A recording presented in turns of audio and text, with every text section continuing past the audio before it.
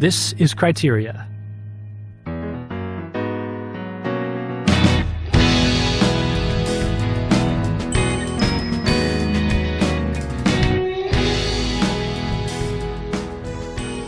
Hey everybody, welcome back to Criteria. I'm Thomas Miras. I'm here with James Majewski. Hello. And we're in a different location than usual. We usually shoot this in my living room, but we had some serious construction noise out on the street in Harlem this afternoon, so we decided to go uptown to good old peaceful Heights. Washington Heights, Yep, where right. James lives.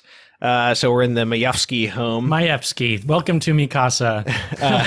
Sorry, I'm deliberately messing up your... And we've got an amazing guest with us today. Thomas, do you want to do the honors? I'll do a little drum roll. Yes. William Adolphe Bouguereau. I just wanted to say this painting of Charity by William Adolphe Bouguereau is our beautiful backdrop today. And the only reason I'm mentioning it is because it is William Adolphe Bouguereau's birthday today. And James was just too eager to get to the guest. We can't neglect. Fair enough. Our fair enough. first guest is William Adolphe Bouguereau. Our second guest, though, is somebody James and I are both a big fan of.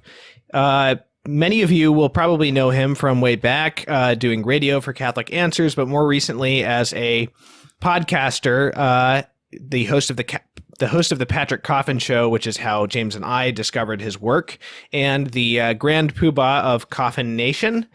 And we're very happy to have him on the show. Welcome, Patrick. Thank you very much, Thomas and James. And I think the stupid picture should not even have ruined my intro.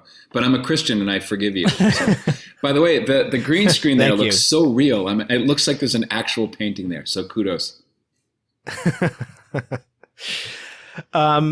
So, Patrick, you're kind of a media veteran, Catholic media veteran. And when I started my podcast, the Catholic Culture Podcast in 2018, I was looking for other Catholic podcasts, just trying to see what the kind of Catholic podcast world already had going on. And I really only found a couple at that time that I wanted to keep listening to, and yours was one of those too.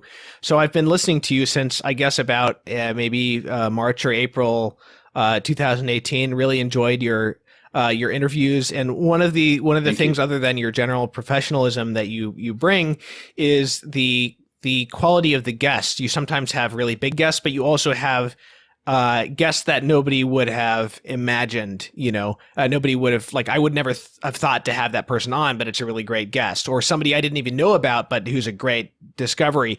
And one thing I've noticed is that sometimes you have people from Hollywood on there that I wouldn't have known were Catholic.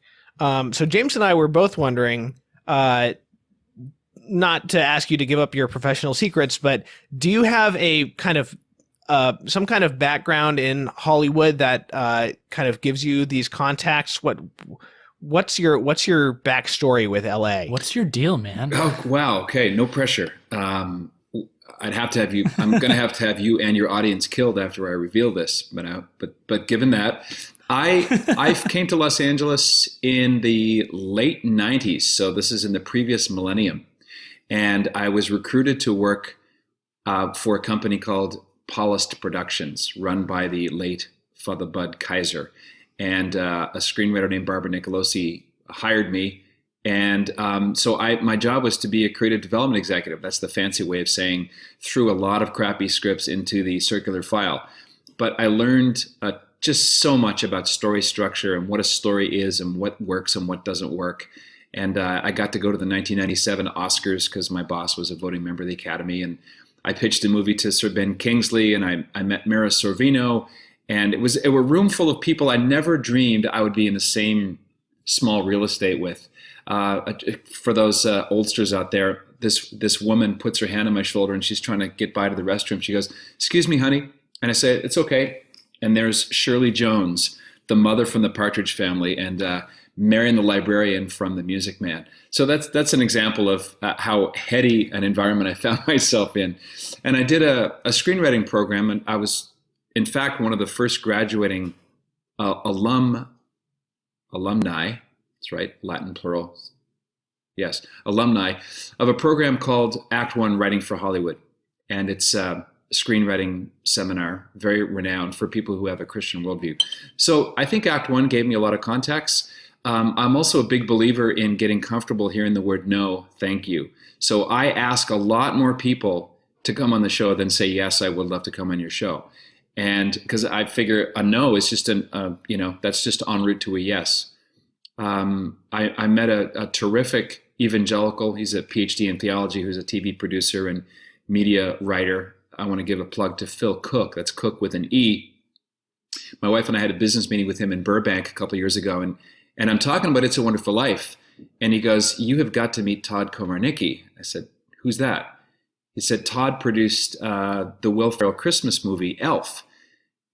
Oh, okay. And he said, Todd is also making a movie about the making of It's a Wonderful Life. And I'm probably irrationally attached. Here's a good starting point for my obsession with It's a Wonderful Life. This is Janine Basinger's It's a Wonderful Life book. And so I connected with Todd through my friend Phil. And so Todd came on the show talking about wordsmithing and writing stories as a Christian in Hollywood. Todd went on to write Sully, starring Tom Hanks, directed by a guy by the name of Clint Eastwood. So yeah, that's maybe a long-winded way of saying I had some Los Angeles contacts. I lived there for 11 years. And I regard Hollywood as a cross between missionary territory and a pulpit. So it's a few zip codes are like a small rudder for a very large ship that steers this thing we call culture. The people who control the narrative control who we think we are, what our future is supposed to be like.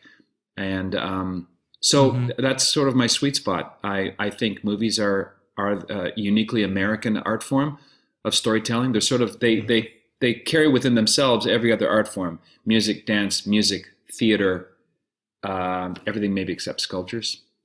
I guess a movie about sculptures would be really boring. Just one shot of a sculpture. Well, yeah, scenic design. Yeah. There's some sculpting, a little bit sculpting involved in all that. Yeah, that's really well put. I found myself out in Los Angeles for a few years. I attended California Institute of the Arts in Santa Clarita. I'm not an alumni of Cal Arts. I am an alumnex. Just so you know, alumni is too gender specific. And so alumnex is now the accepted. I've never heard this. Yeah. I don't think this is a parody. I think you're serious. Right? No, I'm absolutely serious. It's the alumnex department, and I have like a little lanyard that has Cal Arts alumnex. Well, you're in good company. My friend Colin Brady graduated from there. Colin, amazing. Did you see the Tom Hanks movie? Excuse me, I always conflate them. I conflate Pie with Cake, August with October, and something else. Tom Hanks and Tom Cruise. Why do I mix those guys up? They do not resemble each other at all.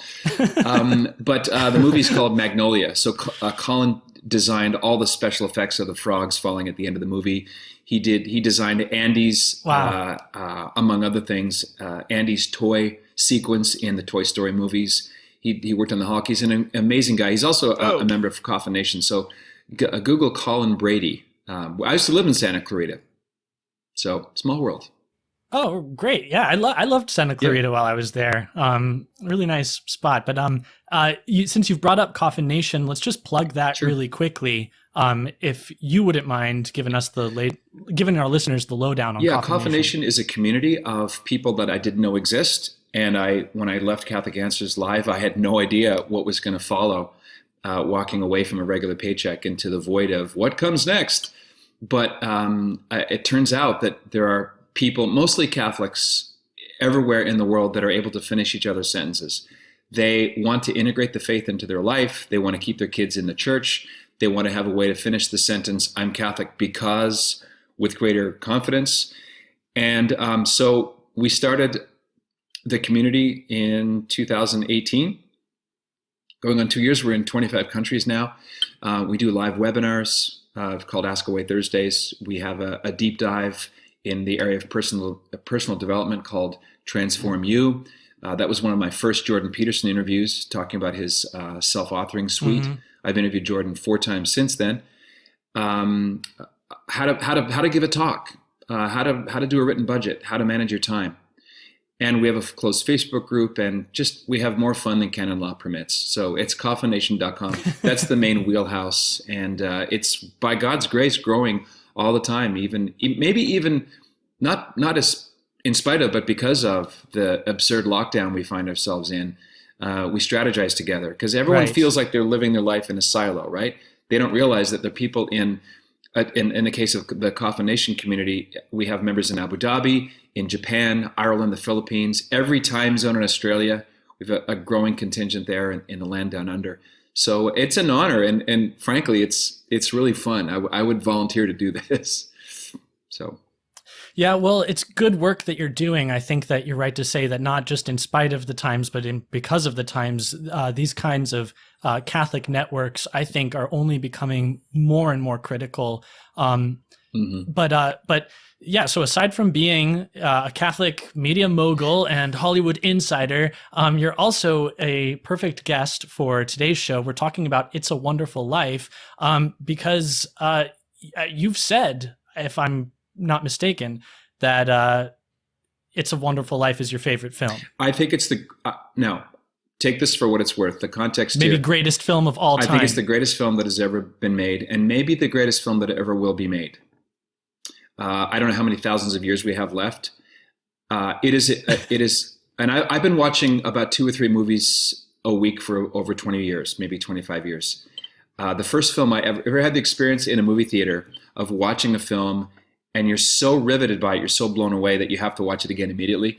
That happened to me with Mel Gibson's film Gallipoli back in 1981. And I just watched that for the first time. It's amazing. Yeah, I watched it like 3 weeks ago. It's a sort of it was his first big film apart from Mad Max, and he plays an 18-year-old named Frank. I think he was 25 when they filmed it. And he's just a legit, bona fide, fantastic action hero, but also with great emotional depth. Mel Gibson, I think, isn't just I wouldn't say unheralded genius, but he certainly knows what he's talking about as far as performing a difficult role and telling a good story. I just watched Apocalypto the other night, by the way, for the second time. Another one of those stories you cannot. That's a masterpiece. You can't tell that in a book. That's got to be seen on a big screen. Mm-hmm.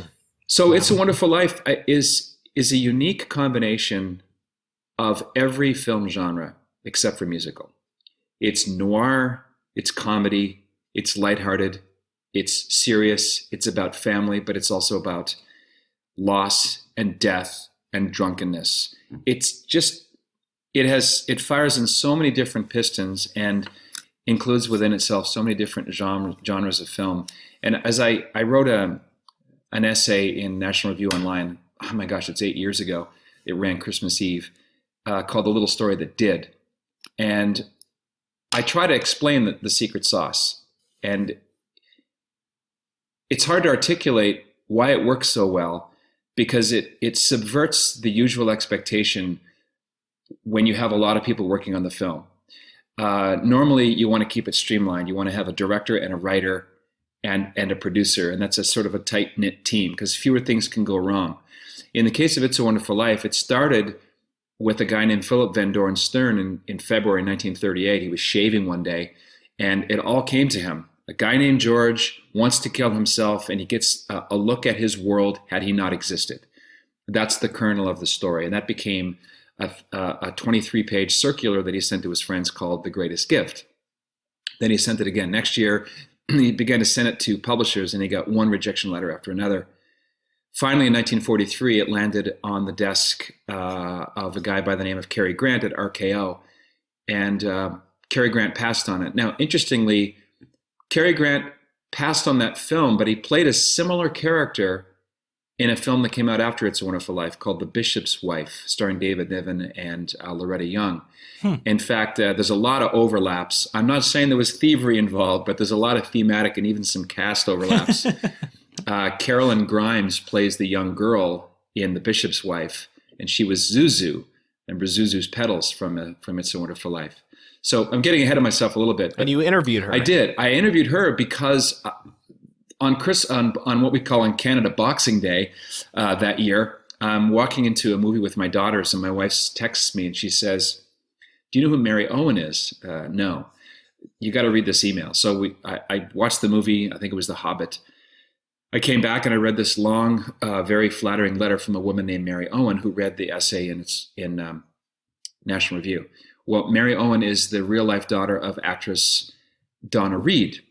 So she was thanking me for writing my essay about the movie. She said my mother would appreciate that you got what she was trying to do. And so that began a friendship with Mary Owen. It's Mary Owen who connected me to Carolyn Grimes. So every year, my annual Christmas episode is called Donna Reed's Two Daughters, a two-part interview, one with her real-life daughter, Mary, and Carolyn Grimes, who played Zuzu, Mary Hatch's daughter in It's a Wonderful Life. So that's, if you told me when I was 18 years old that the movie of my great obsessions would mean that I was friends with one of the cast members, I would say you're crazy. And by the way, there's only two cast members remaining alive. One is Carolyn,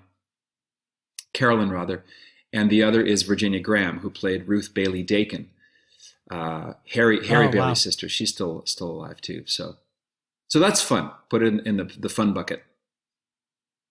The Raven has sadly passed many years since.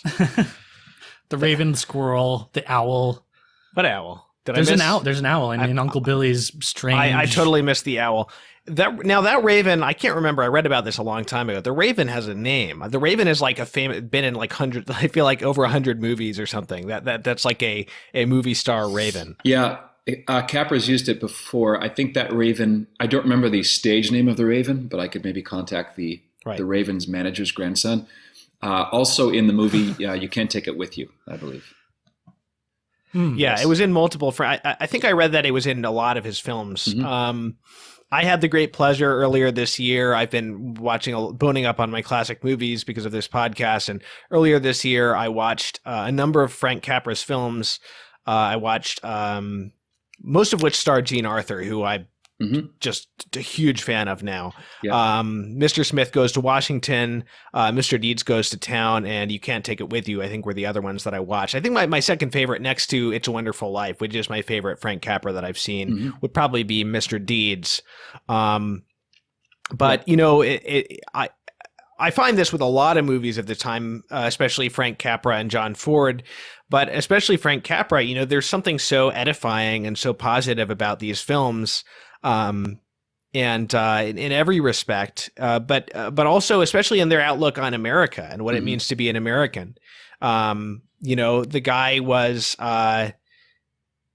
really intent on edifying with his films. Especially at a certain point, my understanding is that he started out as kind of he described himself as a Christmas Catholic as a young man. But at a certain point, he had an encounter with a guy who was some kind of Protestant, I forget, might have been like a Seventh-day Adventist or something, who told him, you know, you need to really consider the spiritual responsibilities you have as a filmmaker. And from that point, he got more serious. He said, "My films must let every man, woman, and child know that God loves them, that I love them, and that peace and salvation will become a reality only when they all learn to love each other."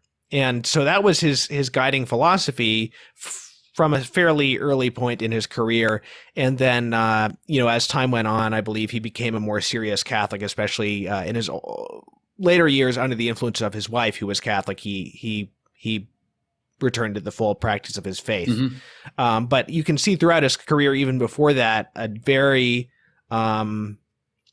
I guess you could say a pious, at least in the natural sense of that word, a very pious attitude towards, you know, the core of human values of family and the American values of freedom and, you know, the little man's ability to have a decent life. So many of his films are about the little man and the eccentric and the person who doesn't quite fit in, but has a small community of his own, which is threatened by some kind of venal interest. So anyway, I don't know where I'm going with this, but I just really am taken with his vision Right. A vision which seems to, it's not totally unique for his time. I mean, it's unique to him, but it's not like he was the only filmmaker working at the time who had such a positive vision of life and of our country. Mm-hmm. That was something that struck me on this viewing, is that, there's obviously a timeless quality to this film. It speaks to so much about these fundamental human values. But I think that, especially as a piece of American cinema, it has a particular relevance today. So I might ask you, Patrick, how you see this film's impact being especially necessary in the era of COVID and Alum X societies and whatever else. Well, that's a Gobi Desert open question. Where do I start with that? It's well framed. Before I get, it's as a piece of American cinema, I'm interested in what it has to say about America and what America's ailments right now can seek as an antidote in this work. I think Frank Capra made films about himself while namely, he was an immigrant from a poor family in Italy, and he came to California as a young man and was very interested in science. And so there's a common theme from the films in the 1920s, like the film General T, Submersible, Dirigible, American Madness, Platinum Blonde. They're all about an everyman who's an outsider, who's fighting the elites. And it's kind of maybe a soft or a sideways autobiography. I think all of Capra's films are vaguely autobiographical, where an unlikely everyman hero who doesn't have any particular superpowers is up against the establishment. He's fighting City Hall. He's fighting the system. And he does so in a way that the average person, especially in a film historical context of the Depression, can relate to. He was sort of I'm not sure if you're familiar with the story of Seabiscuit, the Depression era racehorse. Very mediocre film, fantastic book by Laura Hillenbrand, I should say. So Seabiscuit was an underdog champion that millions of people vicariously lived through, as they did John Doe and Meet John Doe, as they did George Bailey, in a different way, as they did with the Apple Annie character in Capra's last film from 1961 called Pocket Full of Miracles. So is this identification with the average people. I like one of my favorite lines from from Meet John Doe, which is the other Frank Capra classic about a good man tempted to suicide on Christmas Eve, starring Gary Cooper. Mr. Cannell, the editor of the newspaper where Annie Mitchell, played by Barbara Stanwyck, works. In fact, it's the last line of the film. He says, "Look at that, Norton. Beat that, the people." Frank Capra made movies for and by and about the people. He told an audience at UCLA in 1969 that every year he gets a big bundle of handwritten letters from prisoners from all over the world, saying that when that film was shown them in prison, it prevented them from killing themselves, or it made them realize that their life has value. And he said that's given me the greatest satisfaction, that I hit the target with the film. He also said this, which I thought was very interesting. He said, millions of people have taken out of It's a Wonderful Life things I did not put in. Yeah, one of the ways that I think that this film reaches, problems that seem to be especially particular to America today, is this theme that I picked up on of envy that's sort of coursing through this film. The destructiveness of envy, of covetousness. George Bailey himself has this jealous streak in him, but it's most obviously typified in the person of Mr. Potter. But going back to George, he's this man of big desire. He's ambitious. He, I wish I had $1 million. Hot dog. He wants to travel the world. He wants to build modern cities. And we see jealousy creeping into his world, sort of gradually as we go through his life. You see like the flash of jealousy cross his face when he finds out about Harry's engagement or actually betrothal. But it's specifically said about Mr. Potter. I have the quote here, that he hates everyone who has anything that he can't have. And it's the jealous guy at the dance who opens up the pool, beneath their feet. Yeah. And it's obviously Mr. Potter's jealousy that drives him to try to destroy George Bailey and the building and loan. And it seems so much that envy, constantly looking over our shoulder at what other people have, being entitled, feeling entitled to various things, is tearing this country apart. And that part of what George ends up learning in the course of this film is where true value is. And it's a very, it's a very Christian conception. It's not this, valorization of wealth, of recognition, that ironically George has to ironically rediscover his own great desire, just how big it is, and these prejudices of wealth, recognition, are actually crippling his desire. You get picking up what I'm trying to lay down here? Yeah, I'm picking it all up and running with it, James. I think it's an interesting angle. George envies Sam Wainwright, not just because of the money, but Sam Wainwright seems to have it all. He got the girl and the cash. That's why he kicks shut the door when when they leave, right? And the car chugs, and he realizes maybe I should have gotten in on the bottom floor. And that brings us back to I think it's the most poignant scene there are two really poignant scenes in the film that were very hard for Capra to do. One is the scene involving the temper tantrum that George has in front of the kids, in which he kicks over the symbols of his lost dreams, namely the bridge and the building. He basically realizes, I don't have those cool things, I'm going to destroy them. All I have is these idiots and that stupid piano player over there. And Capra, he says in an interview that's in this book, It's a Wonderful Life by Janine Basinger, that when we were filming this, we realized we were playing with fire, because this can become comedy quickly. And Capra directed Mr. Stewart to look down the barrel for the first time. He looks very quickly down the camera, and all of a sudden, that's an electrifying scene, because we feel like George is naked here. And our temper tantrums are also revealed.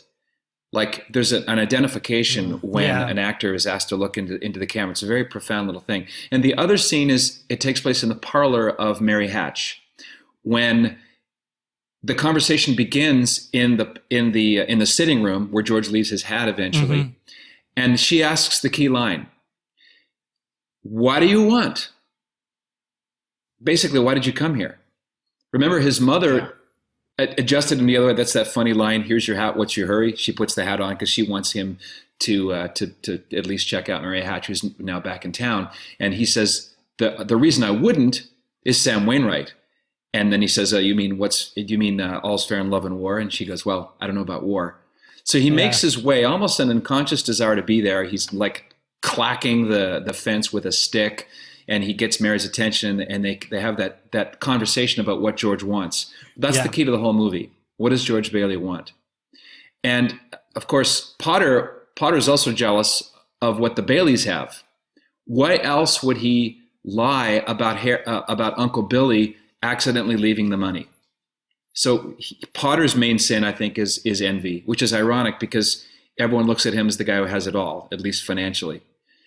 And the fact that Capra does not include him in the final scene, he was asked about that many times, and he said basically, we leave Mr. Potter to heaven. Wow. He's never explained his fate.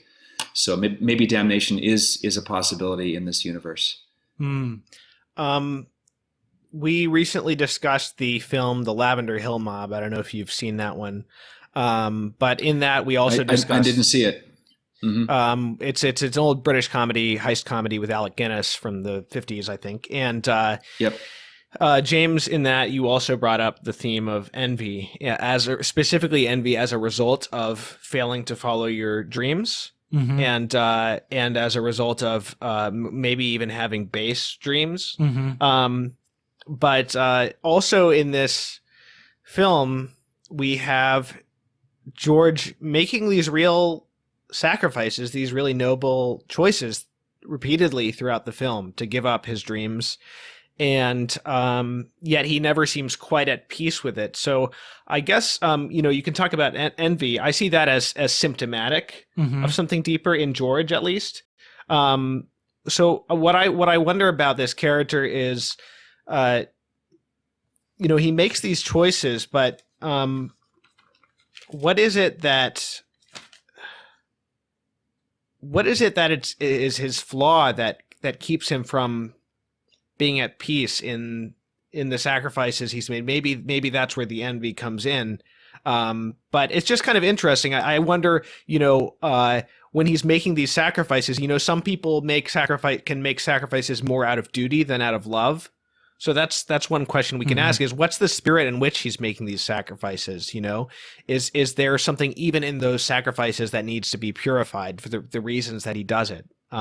Is it, is it like he'd feel guilty if he didn't? So, that could be a real source of resentment later on. And we see that in him, know? So I guess I wonder what either of you thinks about that, because I think that's my biggest question coming away from this film and the character of George Bailey. Yep. What's the spirit in which he makes these sacrifices? What's sowing the seeds for this explosion of frustration later on, aside from the external forces bearing down on him?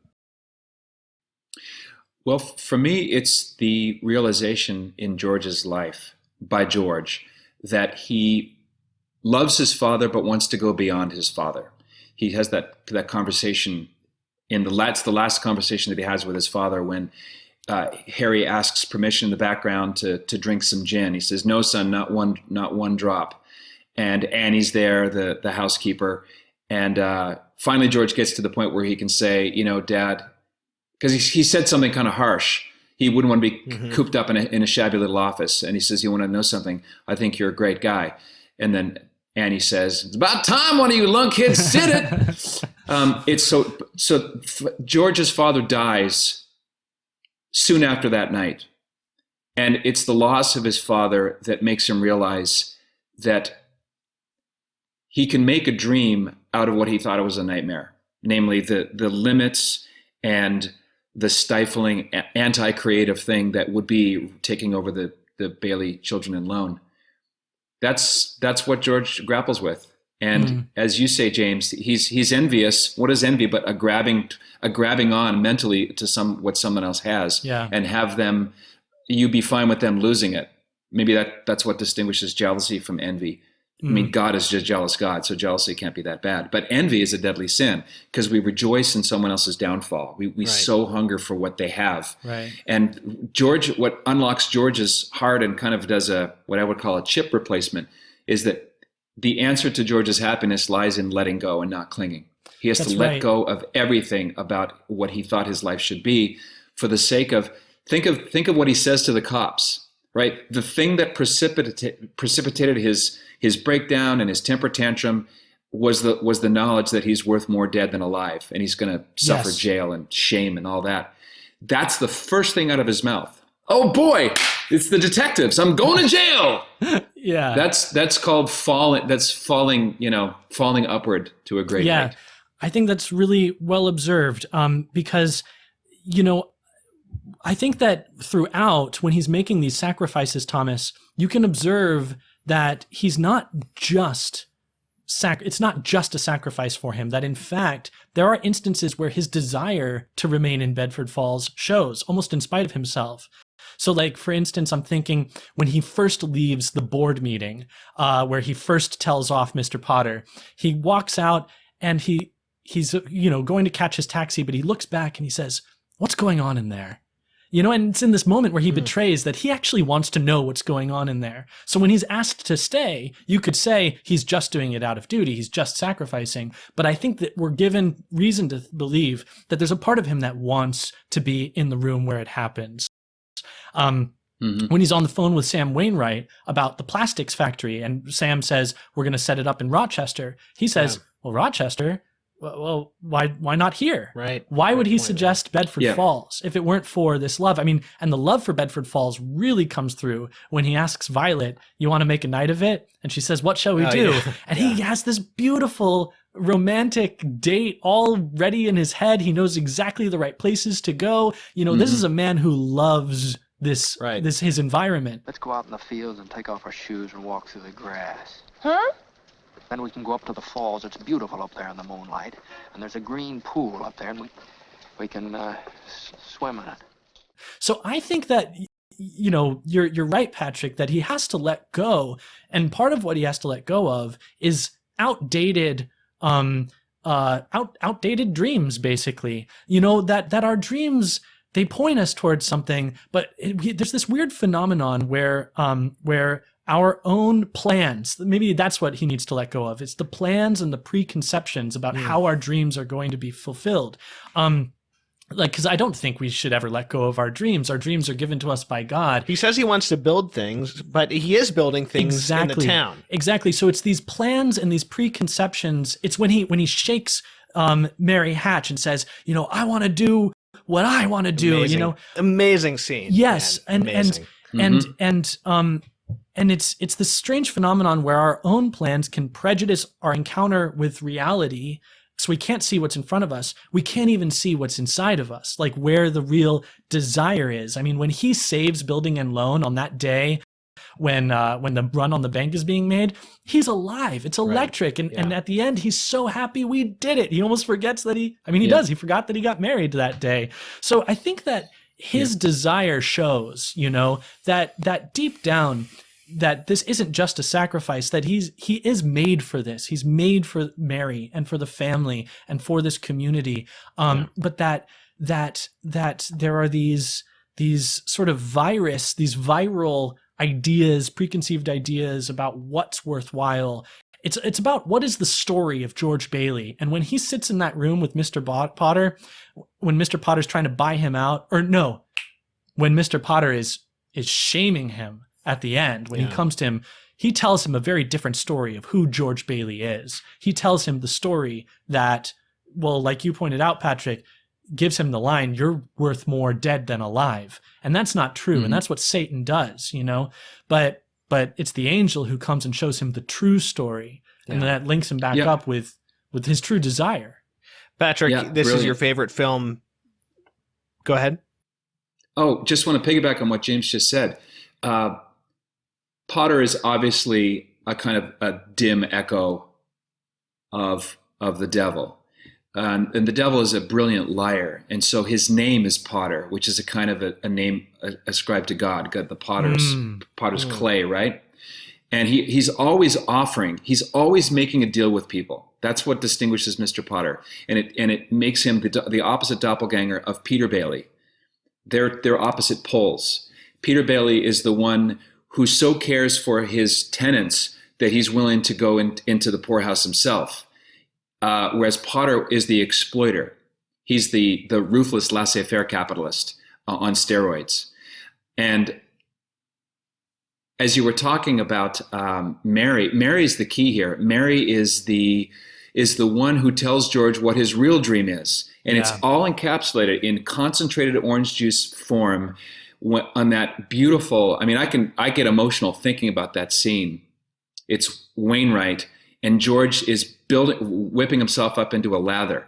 I don't want this. I don't want that. I don't want this is stupid, blah, blah, blah. And until her tear-filled, but all loving, accepting glance so close up makes him flip. Dude. The whole thing is inverted, and there's this beautiful crush, hug, moment of unity, and that's because Mary told him who he was. Yeah. Mary showed him what his dream really is. If you think about it, the whole movie is about the intercessory power of a woman named Mary. Mm-hmm. The film begins about 4/5 of the way through. It starts after Act 3 is already underway. We're heading toward the final climax with George realizing that it's, that he can say, "Take me home, Clarence." Clarence helps him, and he does want to go back. "Take me back, Clarence." Just before that, that's really the beginning of the movie. So the film is structured as a maybe 75 to 80% flashback. How does the movie open? It's falling snow, and it's Clarence talking to what the script calls Joseph, an unnamed angel, right? Yeah. And then it's the voiceover of all the people praying for George. Martini, Bert, Ernie. Why did that all happen?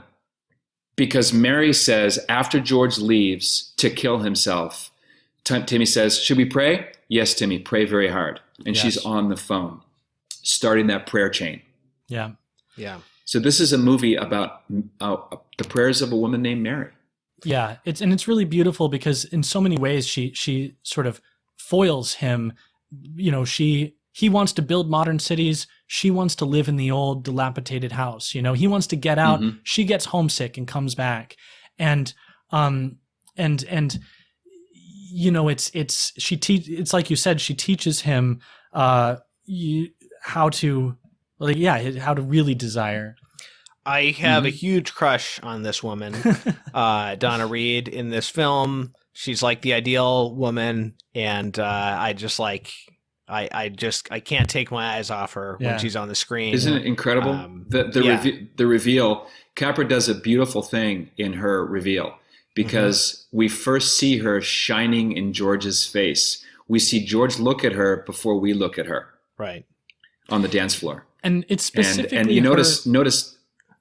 Sorry, go ahead. Just one last thought on George building buildings in his false dream, but the real dream, he gets to build children with his wife, his co-creator. And in the deaths in the non-George existing sequence, he finally wrings it out of Clarence where she is. I'm not supposed to tell. She's an old maid, George. So George gets to see her wizened and sterile. Yeah. Yeah. That's all part of the jet fuel that brings him back. My favorite resplendent shot of Mary is when she's in the old house and you get that shot of her looking at him when he comes in. Her eyes are shining. It's just such a beautiful shot. Welcome home, Mr. Bailey. I think that there's an amazing sort of key offered us when we flash back to his childhood, and she whispers into the ear that he can't hear through, that I love you till the day you die. And there's something symbolic in this half deafness that George Bailey has. He can't hear her love. He can't see the beauty around him, that there's something that he's deaf to that needs to be, retooled. And it's specifically the love of this woman and the love of others that does that. That scene in Gower's pharmacy is very important as a foreshadowing. Capra had a big argument with Dmitri Tiomkin, who wrote the musical score. Tiomkin almost quit over it because he had written a piece to accompany the slapping scene when Gower is drunk and he's mourning his son, Robert, who died of influenza. And remember, George discovers the mistake. And Capra said, "No, I don't want any music." And he said, "You're going to kill it. No, it's going to be death if you don't have music accompanying it." But Capra obviously won the day. And if you watch it, it looks like super awkward home footage of child abuse. It's so I mean, those are real slaps. Bobby Anderson took a lot of.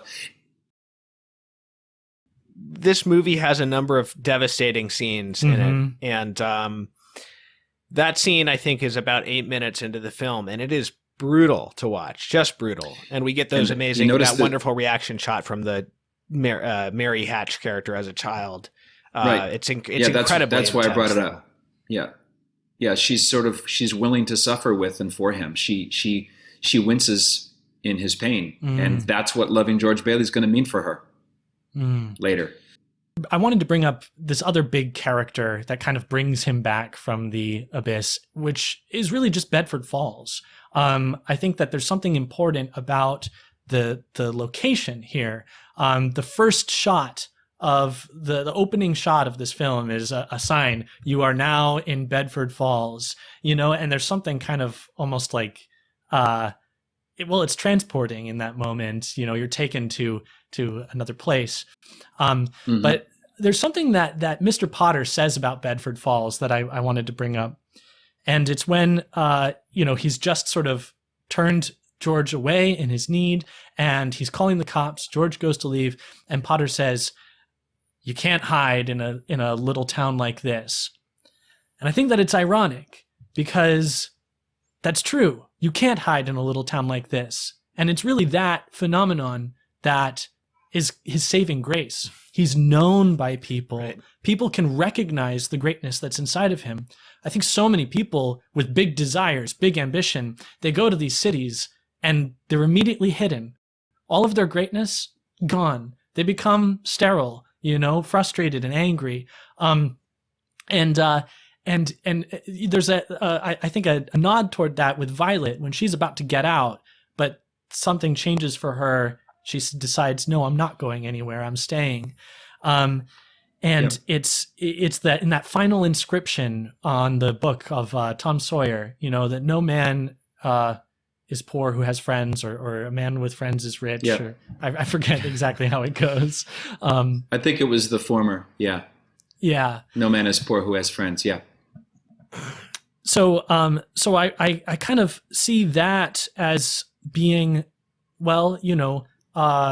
again, something that we can take from in this day and age, where I think increasingly people are more and more isolated, even before the lockdowns, shut off in screens and in self-sufficiency. But certainly now, all shut up in our homes, and the breakdown of community, the breakdown of culture. This is especially the case in the church, I think, where so much of Catholic culture has fallen into disrepair. And so another sort of moral of this story being this need to become known, not to hide, and not to be self-sufficient. Mm-hmm. Is that going to take us anywhere, it's- or is that just going to be a dead end? Yeah, I think so. I think I was struck by what you said about place, the opening, you're now in Bedford Falls. The first 2 minutes after we go from heaven down to earth, the snow falling and George, all the shots are of buildings. They're all of the architecture there. But it's architecture that's shot through with something transcendent, namely it's now a place of prayer. The whole town is a kind of chapel where people are praying for George. They don't know what happened to George. George's whereabouts is a question mark. And in Capra movies, crowds almost function as one person. Crowds are very important in the way he tells stories, from American Madness to State of the Union. Mr. Capra filmed 2 movies twice. Broadway, Bill and Riding High. It's basically the same story filmed twice, starring Bing Crosby. Lady for a Day in 1930 was refilmed. One of his first films was filmed again in 1961 as Pocketful of Miracles. And crowds are very important. And same with Meet John Doe, how crowds can be whipped into frenzies, how they can be pacified, how they were basically sheep looking for a shepherd. But He took great care with his extras, didn't he? He was handpicking them. Yes. He wanted them to have backstories to what happened to them that day. He didn't want just cattle, and so he spent a lot of time with actors who were playing extras, and sometimes he would use a seasoned actress. There's a couple of well-known actors. I think one of them is Thelma Ritter, who's in when they're returning the money back. There's a few character actors, and he wanted kind of a half recognition, almost like Bedford Falls is your small town. So he wanted to pepper it with some familiar faces to kind of add that sense of glue between the viewer and the film. And of course, when I was talking earlier about Mary Hatch being shown as a sterile spinster who never had sexual union, who never had family, who never had that home and hearth. Violet Bick is the reverse. She's fertility without family. So she's a prostitute. So she has all of the sexual congress, but there's no moral restraint. There's no guardrails. There's no family home in it. And so Mary is that both and ideal there. That just occurred to me when you were saying. I think it's remarkable what we see happen to Bedford Falls without George Bailey. When it becomes Pottersville and it becomes this place of decadence and noise and sex and lights, that I think it's the noisiness, the busyness is what struck me. And isn't that how Satan operates? God is found in silence, and silence is really where we discover our heart and the desires of our heart.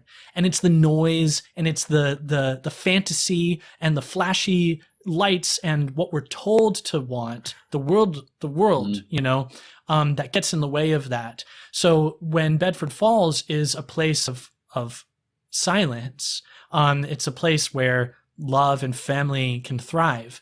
But when Potter takes control of it, it becomes a place of deafening noise. And actually, when he has that conversation with George, where he tries to allure him into jumping ship and working for him, even though George rejects the offer, he goes home that night with all these voices bouncing around in his head. He walks into the bedroom and he's hearing Mr. Potter and he's hearing things that he's said, and it's not until he climbs into bed and sees Mary, and then she tells him that they're expecting a child, that we get the sense that the voices are banished, right? Yeah. But I think that there's this interesting dichotomy that Capra sets up just through space, like the place, and what we see happen to the place. Just one more thing there about the contrast between the George Bailey existing and George being shown the world where he doesn't exist, and that is the in addition to the noise, it's the different attitude of the police. In Bedford Falls, Bert the cop is a talker. He's talking with people. He works out conflict, and he's kind of keeping an eye as a kind of Irenic figure. He's armed, yes, but he's also a kind of gentle cop.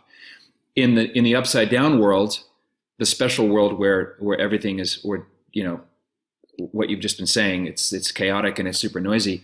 His first reaction is to shoot. He opens fires. Yeah. Opens fire. Maybe someone else get hit. That doesn't seem to matter in Pottersville, the realm of the devil and death. It's really amazing how many connections we can keep drawing between, this film and the problems that are happening right now. Yeah. Patrick, this being your favorite film, do you still do you cringe at all at the angelology of this film? I have decided to go full Jesuitical in a mental descent. Okay. I accept that. How can I squeeze out of this? Our Lord and Savior, the greatest teacher in the world, Jesus Christ, said that their angels are that we become like angels. And since Clarence Thomas, played by Henry Travers, is like an angel, I think that is that's the meeting ground where we can smile gently at the objective angelological error for the sake of a higher good, without maybe he's still in purgatory. Maybe he's consequentialism. still in purgatory, and that's why he's as intelligent as a rabbit. Yeah, he hasn't gotten maybe his full own sin has enlightenment made him stupid. yet. Yeah, I don't know. But one last thought, and this ties us to the idols that we have today and how the lockdown has exposed many of them. We make an idol out of sports. Well, now we got empty stadiums. We've made an idol out of celebrities and movies, and that all shut down. We've made an idol out of our financial systems, And now we're starting to see the connection between God's providence and money. A theology of money is, I think, going to become. By the way, here's a good guess for you. Jacob Farid Imam is a very good friend of mine. He's doing a PhD at Oxford on the theology of money, and he's the guy. He's an editor of New Polity magazine. Really wonderful guy. You would love him. Theology of Money. Yeah, I'm familiar with the magazine. In It's a Wonderful Life, as with Meet John Doe and other Frank Capra movies, it's about the money, but it's also not about the money. Because money is a curse. It's filthy lucre because it induces George to want to kill himself, but it's also his salvation when it comes back 10 times, capped off with the full stop telegram from Sam Wainwright fronting him 20,000. So the money that gets poured out into the hearth of the home on that beautiful card table at the end, there's George with Mary, with the kids, and the ringing bell. It's really, the money is symbolic of grace and George's restoration. So this is just another example of Capra's ability to play with a symbol from both sides. Right. And he leaves out he leaves out Potter. Even Mr. Welch is in that scene in the background, the one who slugs really? George in That's answer hilarious. To a prayer. Yes, he's in the back, center left as you're watching Amazing. It. Yeah. Yep. I think that. Well, I think we just scratched the surface of the egg, gentlemen. Yes, it's true. It's true. We have only scratched the surface, and I think that our listeners will agree. Watch this film again this holiday season. You won't be disappointed. You'll find there's an endless well here. One last thing I'll say about this film for COVID times is that right at the beginning, when Joseph, the star angel, whatever, has gone to the other star angel, whatever, which the subtitles identify as Franklin, but I don't think that his name is ever actually said. But Joseph asks Franklin, well, what's wrong? Is he sick? And Franklin says, no, worse. He's discouraged. And I think that as we enter into our umpteenth whatever month of nonsense, that this is the real danger, is our discouragement as a nation, and certainly as a church, and that there are some things worse than sickness and death. It's a Wonderful Life. Watch it. It'll tell you a thing or two about it. Patrick, before we go, I'm going to ask you a question that I've heard you often ask your guests. You got anything in the creative pipelines coming down the way? Oh, very good question. If you hadn't asked me, I would have given you a convincer. Little martini reference. Yeah, there. no. It's yes. I'll slip you the left. A convincer. Convincer or something. Yeah. As a convincer, right? I don't need you two pixies giving the place atmosphere. Oh man, all right. Yeah. There's also I'm gonna put a period and non ellipses because there's lots to say about that scene as well. Maybe we should do a sequel to this. Sure. I feel like we almost got to the 49% of what we could say about it. Yes, I'm writing a book for Sophia Institute Press. The tentative title is The Little Book of Isms, 12 Ideologies That Threaten the Church and the World. And it's inspired by the last homily that Cardinal Ratzinger gave in 2005 before he was elected Pope, where he coined the phrase dictatorship of relativism. So I'm going after Darwinism, materialism, atheism, agnosticism, communism, what else? Feminism,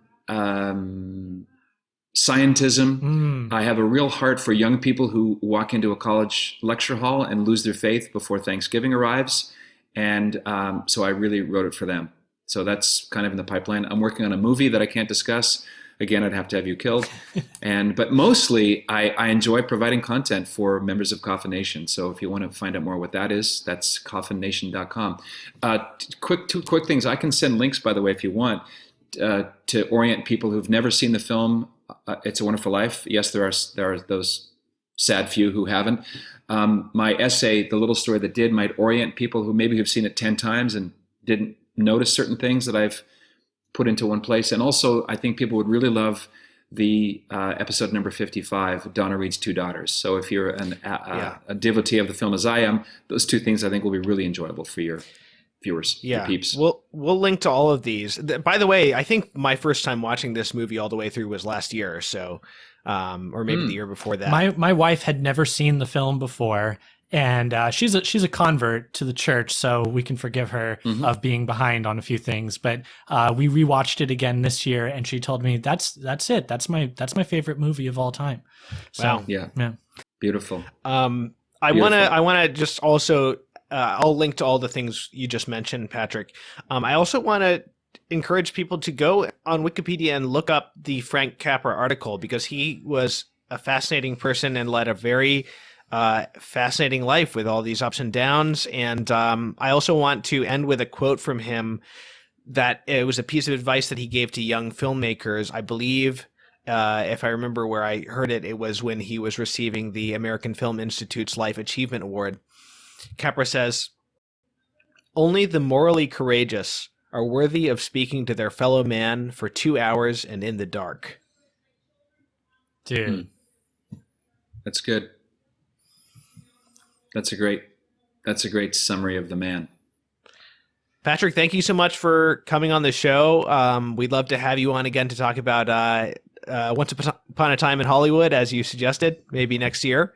Sure. Thank you so much for your time. And our next discussion will be returning to the Decalogue miniseries, dealing with the fifth commandment this time in Decalogue 5. Now, this and number 6 were both made into feature-length versions. And for those who haven't been able to watch along with us because the Decalogue series is hard to find, those versions are actually both on YouTube. So you'll be able to watch the full-length versions of 5 and 6. So 5 is, it's called A Short Film About Killing. Yeah, a short film about killing is the feature-length version. I will warn you, these are probably the two hardest to watch in the series, and I believe the feature-length version of Decalogue 5 has what is reputed to be the longest murder scene in film history. Wow. Anyway, so we're discussing that next time, and that'll bring us into the new year, and we'll have a wonderful film scholar on with us to discuss that. Thanks again, Patrick. God bless everyone. Have a wonderful, beautiful, blessed, Merry Christmas to all, and to all a good day.